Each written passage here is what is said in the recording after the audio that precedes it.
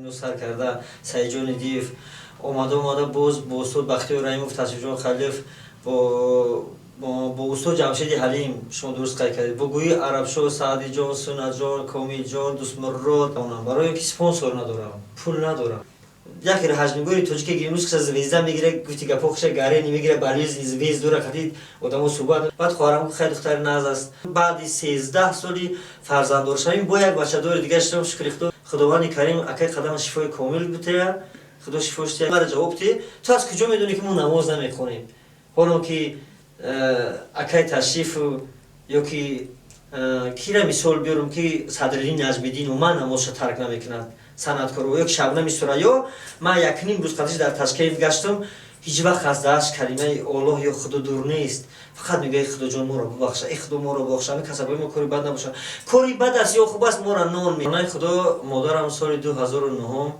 از کسلی رگ از دنیا رفتم پدرم زنده هستن شکر خدا پدری من یکم خطایی کرده باشم در حیاتم در جدای صنعتم در هنرم از کلی مردم تاجیکستان بخشش میپرسم رحیم پروداکشن.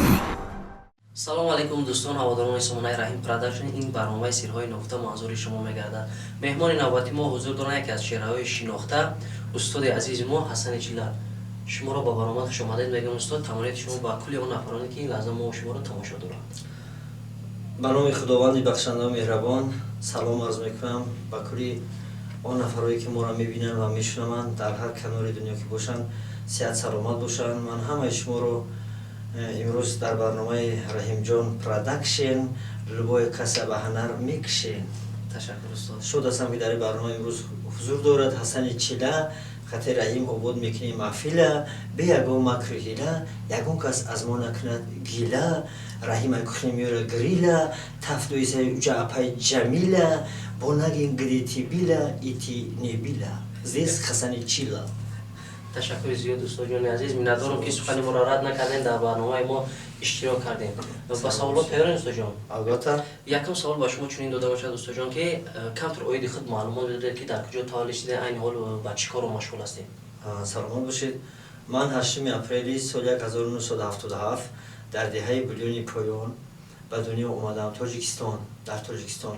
شکر خاک تاجیکستان میکنم شکر نامی یار و دوستان میکنم. درباره هنر و هنرمندی من اگر رحیم جان سوال دادنی باشند هر یک ارثیت در آدم می شود هر یک چیز میگه با خون اندرون شود با جان بدر شود در خون در شریان در وجود در تن بنده یعنی که همین هنر و صنعت جا گرفته است و تا امروز شکر خدا از پشت همین هنر و کسب و کار نان میخوریم زندگی و فعالیت میبریم. تشکر استاد جان. و از آوانی که روی صحنه اومدگین معلوم است که ما در چندین ویدیو نوارای شما دیدگیم در چندین پریکولای شما دیدگیم که در چند گروه نقش آفریدگیم. مقصد همه وقت در یک گروه نقش آفریدن در چندین گروه ها اشتراک کردن. سبب در چی باشه استاد جان که ما از یک گروه شخصی خودتون تشکیل کردگی نیستین نه در همه گروه ها نقش آفریدگیم. سلامت شد رحیم جان. بهترین سوال همین سوالات سالها اینطور بودم در همه گروه نقش آفریدم. راست میگه در از شکرخند بابای میرگن اینو سر کرده سعیجان دیف اومده باز با استاد بختیار رحیموف تصویرجان خلیف با استاد جمشید حلیم شما درست قید کردید با گویی عربشاه سعدی جان سنت جان کامیل جان دوست مراد با شما با رحیم جان نوار گرفتم. من رحیم جان گروه تشکیل کردن نمیتوانم برای اینکه سپانسر ندارم پول ندارم. اگر من پول داشته باشم میخوام که مثل هنرمندای هندی سرودم حجوی و رقصی باشد.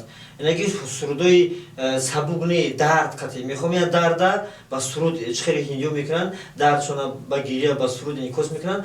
من هم میخوام یک گروه داشته باشم لیکن سپانسر ندارم پول ندارم. راستیگه همه نتیجه بدبختی در همین است. شما درست قید کردید. ما حسن چیلا هر صبح هر شام هر روز اجازه دارد. نه مثلا صبح میخوام بدوشم همه 6 نفر بعد نمازی بامداد میخوام که در میدانی ثبت باشم. میخوام یک کس گریم کرده استوده باشد یک کس رحیم جان یک کس راکوس میگن یک کس راکوس گرفته استوده باشد نمیدونم دوست مراد اوجا فلان ایش خیلی میخوام هر روز در میدانی کار باشم. هر روز کار دوست میدارم سر محصول هستم اما افسوس که دستم نمیرسد. будам рафиқаи мегуфтанд ки худои таоло ҳасан офариду ҳасан аз байн бурд. Агар ҳусейн дар паҳлӯи ту мешуд, шояд буд санъати мо дигар хел мешуд, ё шояд тамоман санъат равнақи дигар мегирифт, ё ки намедонам мо санъаткор намешудам.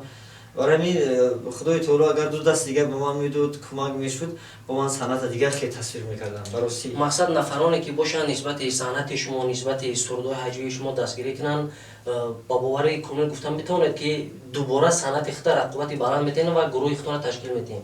Агар нафаре пайдо шавад ки сарпарасти ҳамаи гурӯҳи шуморо мақсад расход шавад, ба гардан гирад. албатта ман рости гап мегӯям ки муҳаббат байни мо кори худо буд. Аз он ҷо ман худоро мешиносам. Худованди карим ба ман ҳунари зиёд додааст. Ман шукрона мекунам. Бисёр одамон маро шояд ҳаҷвнигор фикр кунанд ё ки дар соати ҳаҷв. Ман аслан аз театр рушд кардагиам. Ман аз театр пайдо шудагиам. Ман дар овони мактаби миёна вақте мехондам, дар мактаби миёна мехондам, ҳаҷвнигор будам. Масалан саҳнои ҳаҷвибозӣ мекардам. Вақте ки омадам ба донишгаҳи ҳунарҳои зебо, ман ба гурӯҳи театри Аҳорон, яке аз театрҳои машҳуртарин дар дунё ҳаст, ки банда аз пушти ҳунари воло ва бо устоди зиндаёд ҳунарманди мардуми Тоҷикистон устод Фарух Қосимов ман шогирд ҳастам. Дар назди он шахси бузург шогирд ҳастам. Ман аз пушти ҳамин ҳунари театрӣ тамоми дунёро чарх задам. Ин хушбахтии ман аст, Раҳимҷон. Хушбахтии Ҳасани Чила аст ки ҳам дар ҳаҷв муваффақ ҳастам, ҳам дар трагедия. Агар ту хоҳӣ ҳозир ман барои ту ашк мерезам, агар хоҳӣ ҳозир ман барои ту механдам, барое ки ман худованд ҳамин чиза ба ман додааст, ман муваффақ ҳастам ва шукрона мекунам. Ман Белгия рафтам, Эрон рафтам, Голландия рафтам, Франсия рафтам, тамоми ҷоро гаштам аз пушти ҳунари театрӣ. Ва имрӯз худ ман дар риштаи ҳаҷвам санҷидам, бад нестам ба фикра ман. беҳтарин устодҷона.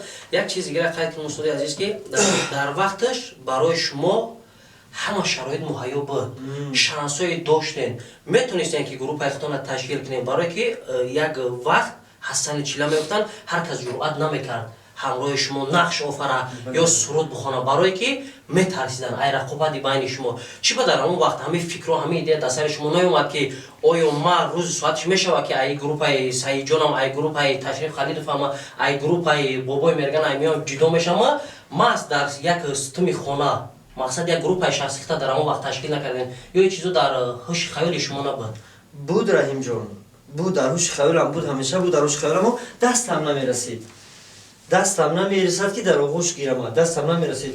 Мисол ҳамн қувваи ҷозибае ки доштам пеш ҳозирам дорам, метавонам ташкил кунам. Ман дар як клип шумо агар аҳамият дода бошед, суруди аввалини мо бозкардагӣ дар онҷо одамо зиёд боз кардан. Ҳасани Чила, Корот ба ҳила, дар инҷо би кӯдаку, навросо ҳама ҳаст. Қариб зиёда аз 40 нафар бозӣ мекунанд. Ман печдои масовиро дӯст медорам. Ки печдои масови гуфтам мисли ҳиндиё дӯст медорам. Дар дилам аст. Ба ҳамин ишқ, ба хотири ҳамин ҳунар ман Ҳиндустон рафтам бо Рустами Нур, ба Умедҷони Султонзоди Коргардон, рафтем то хонаи Шоҳруххану Салмонхан, то ҳама ҷои киношон рафтем. Барои ишқм, дар дили мо ҳаст ҳамин чиз ҳунар. Дар он вақте ки шумо гуфтем, дар он замон ҳамн дастам рӯзи гап намерасид, пул надоштам, маблағ надоштам. Баъд як гуфтанӣ дорам ки гурӯҳ умри кӯтоҳ дароз нест, ҳамин гурӯҳ умраш дароз нест, ҳамин гурӯҳ. Барое ки пул ҷа харҷ мешавад. Масалан хмо 5 нафар ҳастем, ман шумо 300 сомон тиём ва я 500 сом тиём, уже аллакай рақобат сар мешавад. Рақобат сар мешавад. Барои ҳамин дар гурӯҳҳо будам, бисёр гапҳоам шунидам, бисёри саҳнаҳои безебам ба ман пешкаш мекарданд. Ман фақат мегуфтам эй худо, рӯзе шавад ки ман дар даруни ҳунари худам ғутавар бошам, дар дилам чизе дорам, ҳамн ҳунари худам пеш барам. Мақсади гап ки гурӯҳ ташкил кардан фақат маблағ дар кор, Раҳимҷон, маблағ.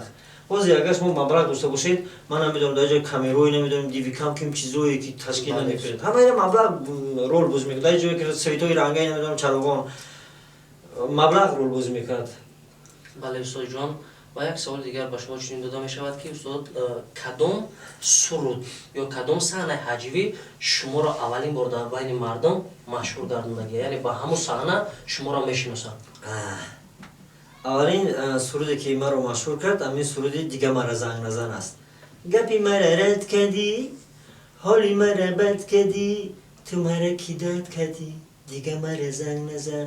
Харидам дар Лексус, балоно шакади фус, من خطا کردم افسوس دیگه مرا زنگ نزن. و زنگ نزن مدت بود، نه تلفن مدت برام بود، یک مدت 10 سال پیشتر بود. بعد یک همین چیز در سری من اومد و با من میشه خوندم. گفتی گپای توجکو که در همه بازارها در همه منطقه‌های فیت فروشی همین سرودی بنده مشهور شده رفت و بنده از اونجا بعد با حسن چیلر شناخته شدم. شکرانه میکنم. همون سرود یعنی شما را شناختن. بله. عنوان کودکی شما در دهات گذشته. بله تا صنف 11. ای عنوان خردی همین لیاقت شعرنویسی حجرنگاری در دل شما بود، عمل بود در عنوان کودکی. مثلا در مولچرانی میرفت یا گوچرانی قشلاق ده اصلا همین چیزا بسیارتره جوش میزند. هنرمندان بزرگ از دهات روش میکنند. از دهات هنرمندان بزرگ.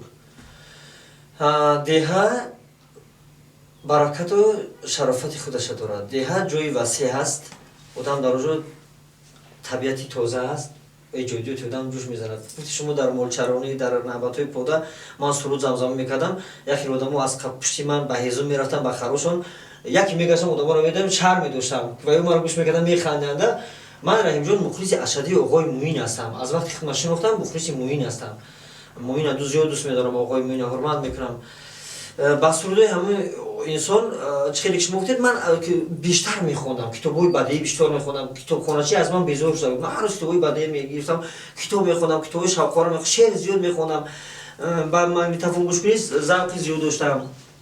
رمانتیک چه میگفتن در درس‌ها میگفتن باید مولچکای عشقی بود در جد فقیه مودگی. این چیزا رو گذاشتم این مکتبا رو مثال. یعنی که از خوردی شوق داشتم در خواندن، در میدیدم در تلویزیون مثال حجونی برو را شوق میکردم. همسالای خود ما مثال در کلوبو اشتراک میکردن، هوس میکردم، میگفتم من میرم اگر میبینم مردم یا گپ میزنن، مردم ها میخندن قرصک میزنن یا مثلا مثل همین من میشته باشم. یعنی که از خوردی بودم این چیز. بعد ویسوی رشد میکنه همین چیز. یک چیز رو میخوام نکن کنم که یک وقتا در استودیوی رستم عطاخانوف استاد هنرمندی دوست داشته ترین ما هنرمند شایسته جمهوری اسلامی استاد قربانعلی عبداللهیف در اونجا ثبت داشتن. خدا شفای کامل شانتیان استاد عین حال بیمار هستند کمی. خدا شفای شانتیان الهی. در اتاق استاد آواز ثبت میکردن. در این اتاق من یما خریدم، یک موسیقی نواختم از پیش خودم. استاد همین خیلی اومدن گوش به خبر رو اومده از درک شدن گفتن حسن جان اون چیزی که در اینجا هست یک روز نه یک روز میبراید. زندگی شما در اون زمان چه خیلی بود؟ شرایط زندگی در اون ما اونی که من با وای رستم کلان شدم بزرگ شدم بوی سیوز میکرد. یعنی که آخرای سیوز بود، آخرای دوره سیوز. مثلا سالای همین 88 89 تا 90 گوییم ممکن بوی سیوز میکرد. زندگی چه بگیم خیلی ماجرای خودش داشت، خوب بود. همه جا مثل حاضره گوییم حاضره اونقدر بد نیستیم که خدا رو شکر همه چی داریم. زندگیمون تینج است، آسوده است. اون وقتا هم خیلی تینج آسوده بودیم. شکم سیر باشد شعر سرود میشود نگاه. خیلی شکم سیر بود شعر گفتیم سرود گفتیم حج گفتیم. در زندگی پدر مادر هستن اینا؟ شکرانه خدا مادرم سال 2009 از کسلی رگ از دنیا رفتن. پدرم زنده هستن شکرانه خدا. پدری من اهل فرهنگ هستن، گرچند مکانیزاتور چی هم یعنی که مکانیزاتور چی کار کردگی باشن تمام کرده باشن اهل فرهنگ هستن. اگر روزی پدری من همراه رحیم جان در صحبت باشد پدری من اگه که ناحیه پنجکند مثال گویده پدری من سر میکند بزرگوار لایق شعری فلان فلان نگوید. اگر 20 نفر از شهر پنجکند مثال شهر پنجکند گویی یک 20 نفر از شهر پنجکند پدری من نمبر میکنند. نوعی همدانی گویی پدری من تک تک. نوعی فرخور گویی پدری من 5 کس نمبر میکنه عنوانش کردی. شهر یاوان گویی پدری من میگه که در اونجا چند تا دیپوتات بود، چند تا رئیس کلخوز، چند تا حزب پارتی کمونیست بود. پدری من میگوید پدری من بسیار دانش بلند اهل هنر است. خانه ما کتابی است قدیم کتابی است. من میخوام که رحیم جان یا استاد اوروزی برام خانه‌مون که درباره پدری من اگر یک برنامه کنه خطا نمیکنن. در اونجا هر کتاب شبکه پدری من درباره کتاب میگه. یک کتابو تال کرده که هم کتابی از شبکه بگم کتاب بابای سفروی کتاب نامش کیمچی عجم مثال درباره کتاب پدر شما در دهات؟ البته پدر من در دیه هستند، شکر خدا دوران پیری میرونند، صحت سلامت همراه نبیره ها هستند. در اویله چند برادره؟ در اویله ما 6 برادریم. در بین 6 برادر انتخاب سند تنها در دل شما و شما دارید؟ یعنی کسی که در اویله شما نیست سند کو؟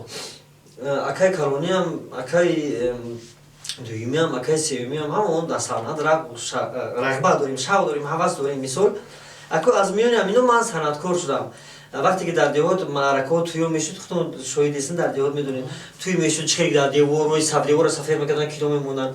مثلا در هم معرکه تویو پدری من همراه برادرم و عمکم و تقویم و اکاویم مثال گیلیم میپرتفتن و شول میپرتفتن و ستیل میگفتن و جورب میگفتن، سرود میخوندن، معرکه مالک آباد میکردن. پدری من همروی عمکم مثال اکم آیه طرف میگیری جورب و سرش میبست و رنگی مثال امیتاق بچند و گوین در اینو اکثر میکردن او محبوبه محبوبه محبوبه محبوبه با خطور هم کسا او گفته معرکه مالک آباد میکردن. این چیزو در دهاتی ما بسیارتر میشد. همون چیز در شب ما اومد در همین دیهایی که من زندگی میکنن سر تا پا مردمش صنعت دوست میدارن، صنعتکار هستند.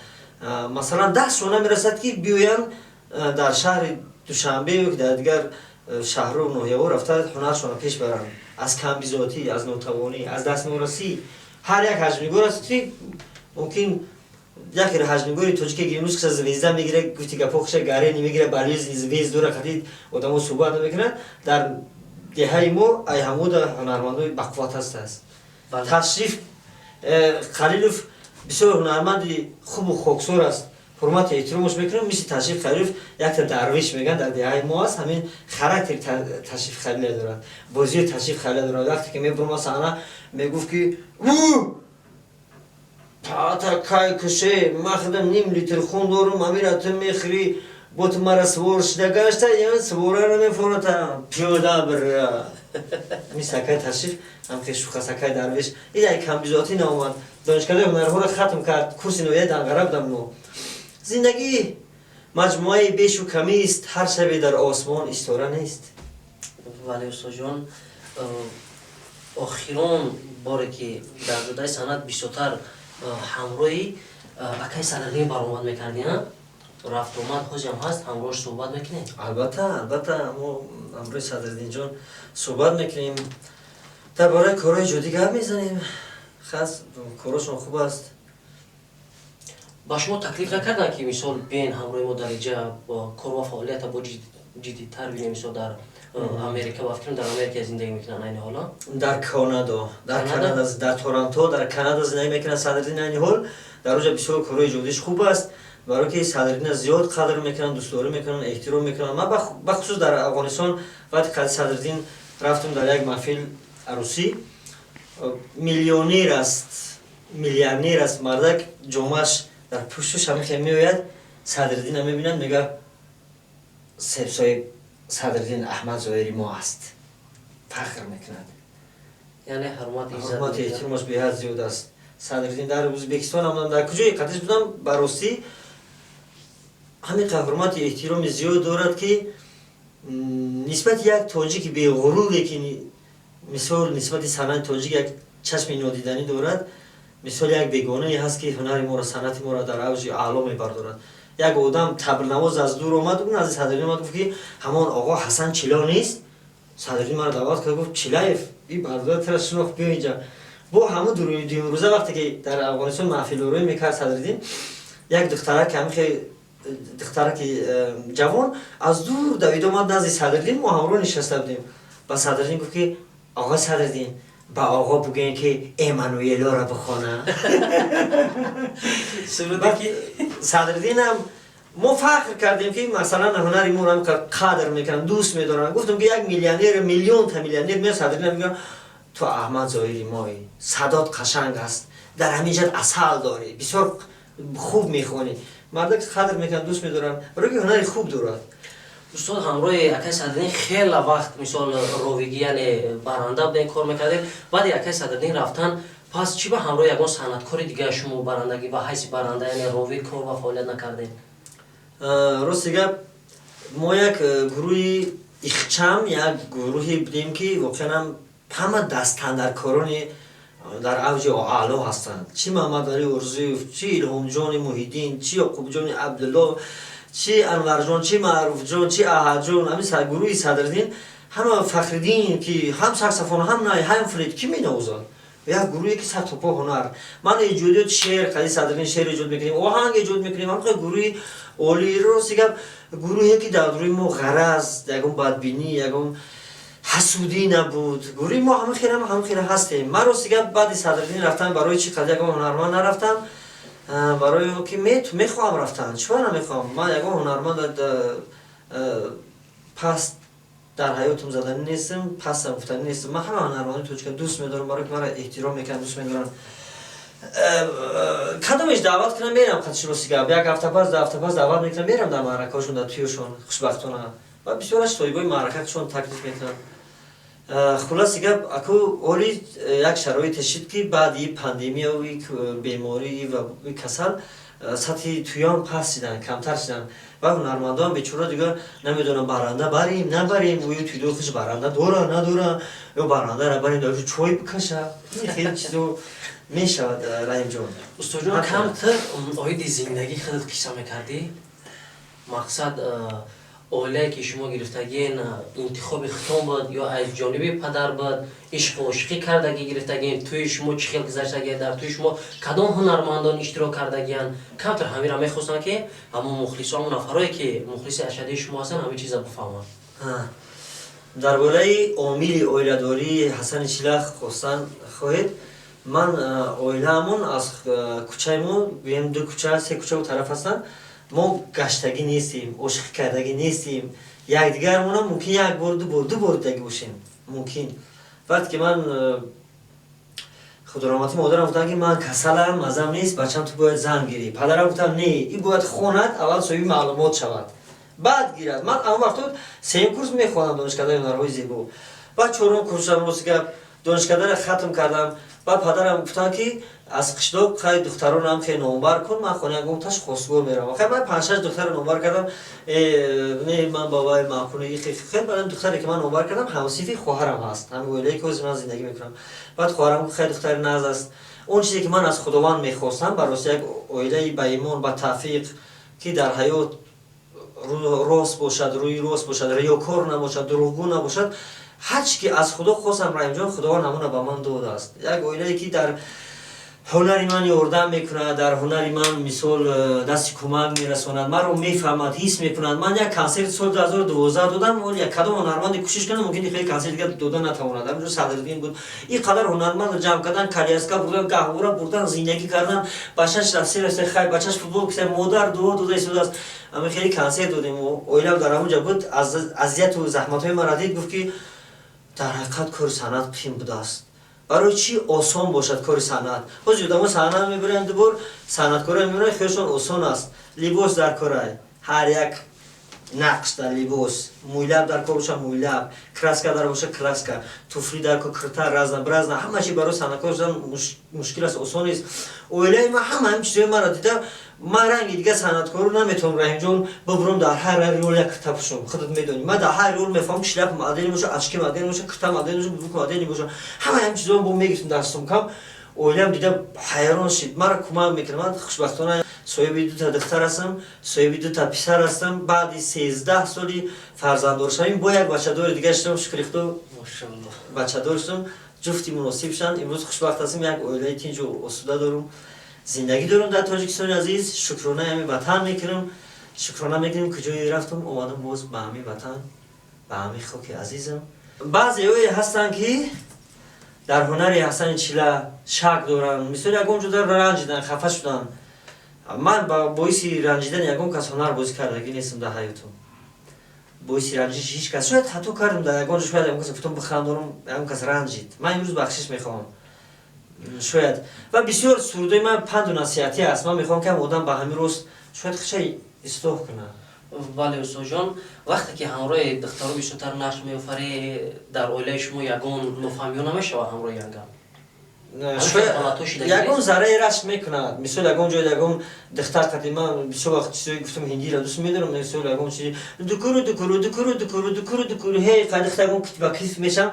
Баъд шояд ягон ҷоша ягон баъзо бак рашк куна гуфти гапо атак мара нағз мефаҳмам. Нағз мо мефаҳмем. Медона ки ман ҳаҷмгуру санъаткорум.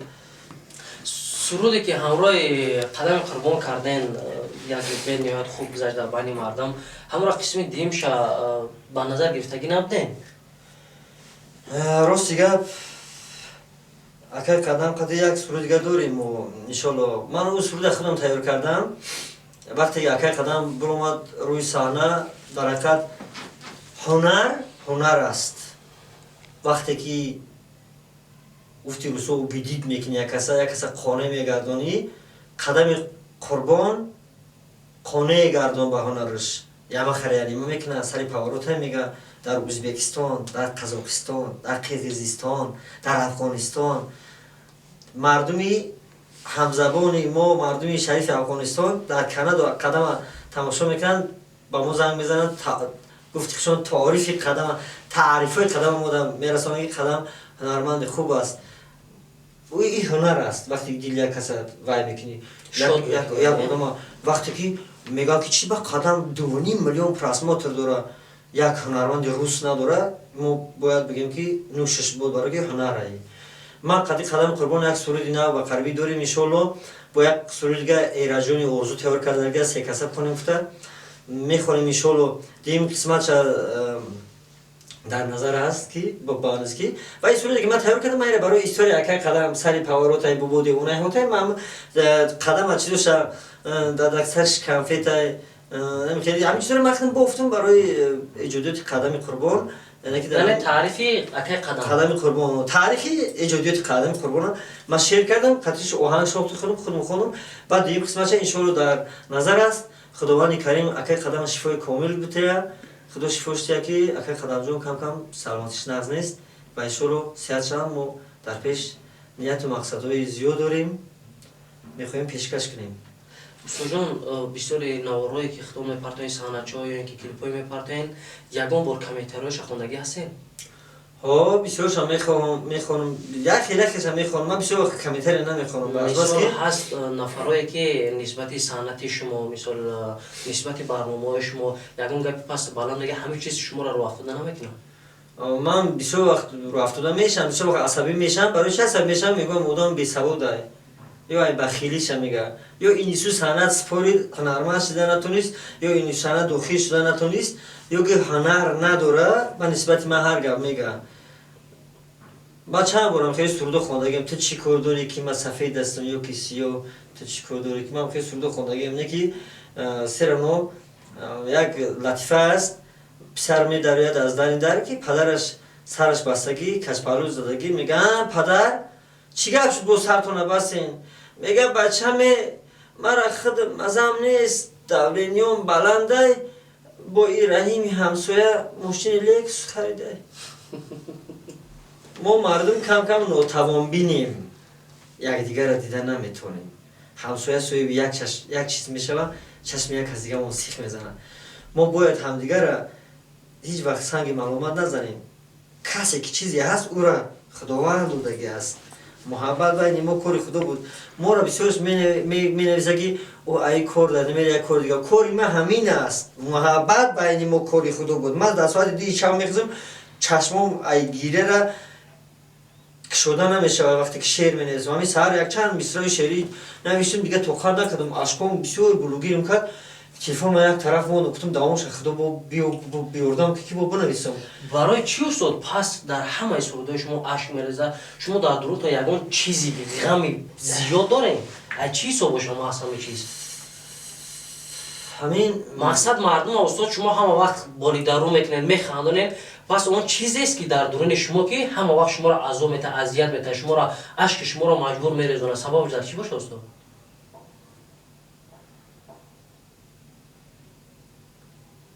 мегӯяд ки ғаму дарди маро ҷуз ман касе дигар намедонад, аз он дои мани девона бо худ дар сухан бошам. ина бобои بدرالدین هلالی میفرمایند، این مصرع بزرگی استاد بدرالدین هلالی است. میخوام حجمیگاری که مشهورترین روی دنیا است استاد چارلی چپلین در یک 4 مصرعشون میفرمایند که میخوام همیشه وقتی در خیابان در کوچه قدم میزنم میخوام همیشه باران باشد. حسن چلا میخواد همیشه باران باشد و در چشماش اشکی باشد که اشکای مرا نبینن مردم، اشک حسرتی مرا، اشک دردی مرا نبینن. من در دلسوز بسیار بچه دلسوزم. من حقیقت بسیار میپرستم، حقیقت پرست، حقیقت دوست میدارم. وقتی که گفتین شما مینویسن که کامنت‌ها من میخوام مدام در پیش باشه گلوگیرش کنم قطعش بجخم گمیجا بشی تو درد دلی مرا گوش که بعد کامنت‌ها بنویس. تو پیش از اونی که مرا مینویسی که تو نماز بخون، من نماز نمیخونم، اوه تو مثال گناهگار بشه یا بیگناه، همین سوال مرا جواب تی. تو از کجا میدونی که ما نماز نمیخونیم؟ حالا که اکای تشریف یا که کیرا مثال بیارم که صدرالدین نجمی‌الدین و من نمازش ترک نمیکند صنعتکار و یک شبنم سوریا من یک نیم روز قدش در تشکیل گشتم، هیچ وقت از دهش کلمه الله یا خدا دور نیست، فقط میگه خدا جان ما را ببخش، ای خدا ما را ببخش، همین کسبای ما کاری بد نباشه، کاری بد است یا خوب است ما را نان میته، ما پیش هیچ کس محتاج نیستیم، شکرانه میکنیم و بنویسن هر چی مینویسن بنویسه. من نوشته های او را شاید ای بخیلی باشه، شاید از ناتمام بینی بشه، از ناتمام بینی یکیش بی سواد است، هم بی سواد است که من نقش موسفید بازی میکنم، میگه تاجیکو را پس دادی و من موسفید با تاجیک بودنم چی چیز داره. آدم‌ها دو فرزند یکشون نگاه کردن نمیتونن، سرشته کردن نمیتونن، دیگر رو گپ میزنن. بدبخت آدم است که دو فرزند یکش سرشته کردن نمیتونن. مثال یک رئیس یک کس میگه مثال یک آدم میگه ای فلان اول ببین جای خود بعد پای خود. من اگه خطایی کرده باشم در حیاتم، در جدای صنعتم، در هنرم، از کلی مردم توجیکتون بخشش میپرسم، برای که ممکن من سادگی کرده باشم. اولا از خدای پاک بخشش نمی‌رسه. همراه مخلصای خود واخری یعنی میشینی سر یک پیاله چای صحبت میکنی، بعد یگان حالتایی که همراه یگان مخلص بشینی که مخلص اشدی شما نباشه، یعنی بگه همه شما را همچو حجرنگار میپسند و حرمت میکنید، لیکن من مخلص شما نیستم. همین حالات خاطر روبرو باشیدگی است جو. البته نعیم جان سیدعلیف هنرمند خوشخوانمون در کوچه یک برنامه داشت میشناسیونی. بعد یک برادرم خیلی پیدا شد و خیلی سپیشال نگو با فکر میکنم که هستن آدمایی که ما در سن پترزبورگ رفتم کنسرت، برادر کنسرت تشکیل میکرد، یک برادر خیلی خدا گفت که من اصلا چیلا هنرش من معقول نیست، چی ما گریه کنم برای یک تشیده ما گریه کنم معقول نیستم، میلیون کسی گدا معقولم، مزیقشم یک کسی گدا معقول نیستم، فخر میکنم که تو معقول نیستم، زاتو یک کسی گدا معقولم، یک جوری که من شاید تو معقول نباشه، توش او همه آدمی که من معقول نیستم کو. من بسیار وقت در بین همکورسام و همسبقام گفتگیم در معرکه میبرم، در تویام میبرم، میگم 100 کس معقول نیستم، 10 کس معقولم، فخر میکنم 10 کس معقولم، همون 10 کس ایستینی انسان هستن. گفتی روسو حقیقت هنری منم 10 کس میشناسه، هنری منم 10 کس میشناسه، برای من میلیون پراکنده لشکر نباید بکار 200 مرد جنگی به 100,000 مرا 2 کس بشناسه، 2 کسی که گفتی رحم جان درونی مرا بشناسه و نوترینی مرا بشناسه، مرا بیرون مرا باطین بشناسه. ظاهر همه دروغ است، باطین آدم بها بتین شما. استادی من قربانی صابر هنرمند مردمی تاجیکستان عمرش دراز باشد، میگه آدم باطینش بشناس. وقتی هم کورس بدیم یک نفر اومد که حسن طرف فلان هم کورس فلان گفت، دشنام داد فلان گفت، طرف گپای قبیح گفت، من عصبی شدم، مجبور خستانی شدم. استاد قربان صابر دست من قبیل گفت حسن خطی وای آدم زندگی کن، وای آدم بشین خطیش بخیز چای بنوش، بطره میفهمد کی. بزرگی قربان صابر، بزرگی فرخ قاسم در چی است؟ در آدم شناسی. وای آدم با تئاتر یارون آدم ها را شناسوندن که بشناسین آدم کس، آدمیت چیست؟ آدمیت چیست؟ در آینده چی مقصد داره نسو جان؟ همیشه مقصدم همین است که یک استودیو داشته باشم، استودیوی ثبت آواز، یک استودیو داشته باشم که همین پر سرم بخیزم در تنه خانم چسبیدگی باشه، در شاهی کنم بدونم شتگی باشم. من در ایجادیات من هر روز ایجادیو دارم شکرانه خدای تعالی هر ساعت هر روز هر لحظه ایجادیو دارم میدارم یک نرمان سوز نوختی سکم میگم مودم بنوازم ما یکم سرود مثل ترکی یا که میدارم یکم رباب بدخشانی را میبینم میخوام که یکم مثال میدارم که یکم گروهی نوبوار چنور برادر عزیزی ما همه وقت ایجادیتون جوش میزنن رحیم جان میخوام سرزا یک از تو را بگیرم بنوازم میگم زنک جانه زنم مثال زنک جان هم وقت ایجادتون جوش میزنم میخوام که در آینده استودیو یک جای کاری مخصوصی خدمت داشته باشم یکم آدمی برحم دیلی خود و ترس باشه اگر صنعت دوست داره دستگیری کنه که بیا هر ایجادیاتی مرا طلب کنم که اصلا چیله مطلب دستگیری کسم که ایجادیات میخوام که هر روز رحیم جان در برام داشته باشم برام سیامکا کنم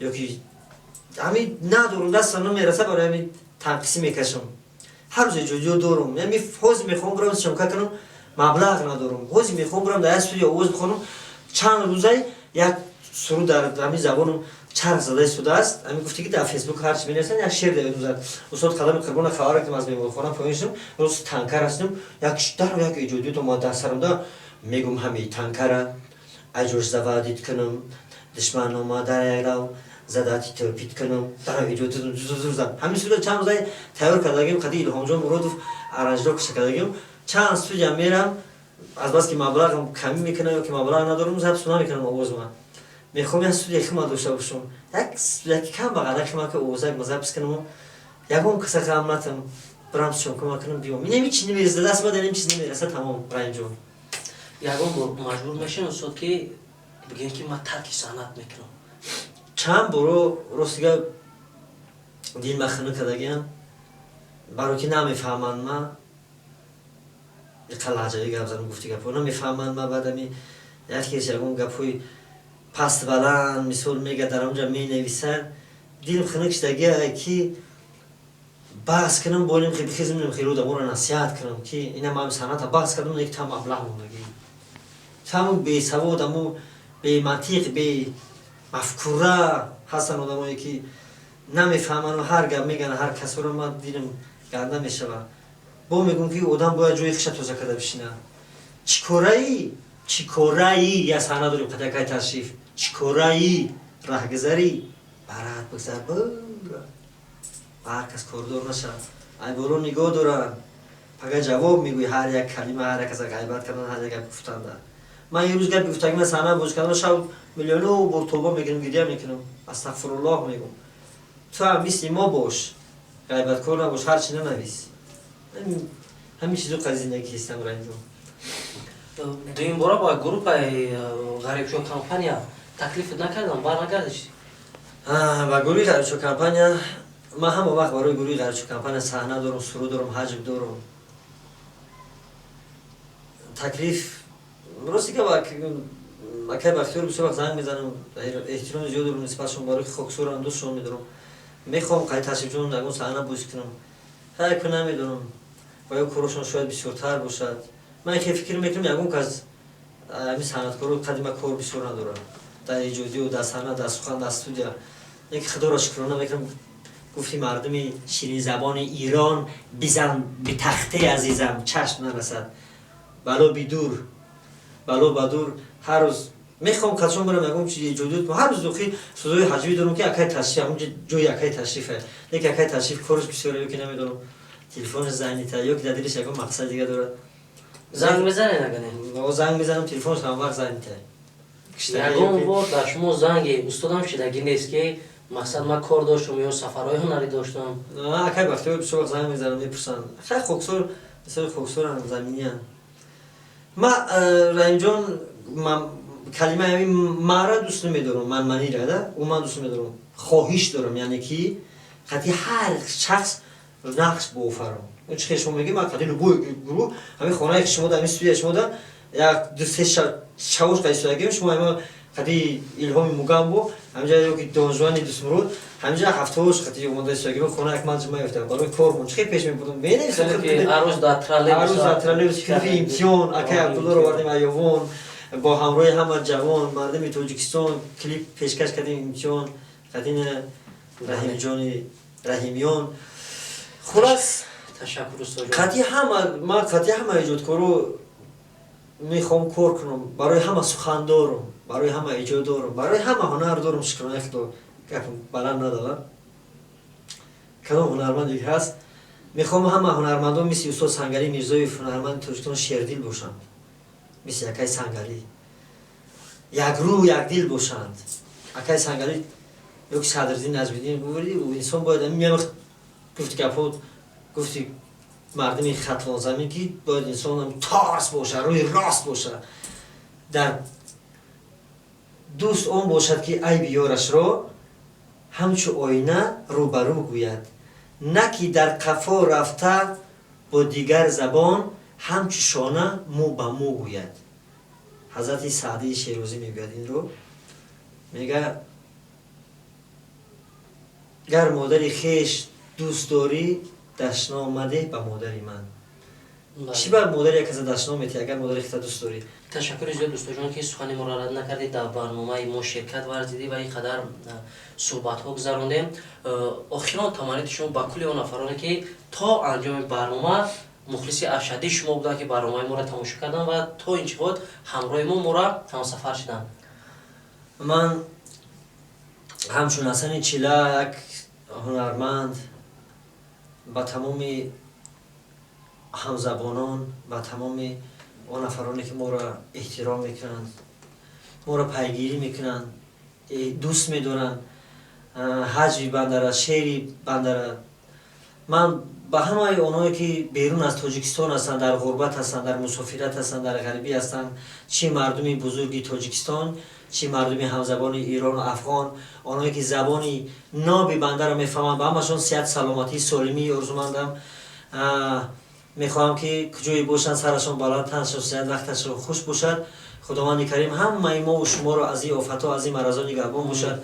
به همه هنرمندان، به کلان به همه هنرمندان بردباری برای کار خواهانم و کسایی که مرا شنیدن گوش کردن در این لحظه ها در برنامه رحیم جان رحیم پروداکشن گوش کردم و یگان سخن ناجویی گفته باشم، از عصبانیت عصبام خالی کرده باشم، عذر میخواهم، بخشش میخواهم و سپاس از پروردگاری که بنده رو هست کرده است و میخواهم که همیشه روی صحنه باشم، ایجاد کنم و مردم از ایجادات بنده بهره ور شود، در لباشون همیشه خنده باشد و دل نازکشون آزار نبیند. همیشه با شما هستم، با شما هستم، با شما هستم تا جان در رمق دارم و شما خدمت میکنم. کمی بنده رو به جای زیاد حساب کنید. خداوند در جای باشین، تنسیت و دلخوش باشین. دوستتان دارم. I love you. تشکر زیاد دوست جان. هزار رحمت تماشاگران عزیز و اینک برنامه سیرهای نوفتر همراه استاد عزیز با انجام رسونیم. خدا نگهبان. در برنامه آینده کسی را شما دعوت کردنین در کامنتر نویسین و امیدوارم که از دست میامدگی خدمت با هر یک شما میکنیم. خداوند نگهبان تا برنامه آینده.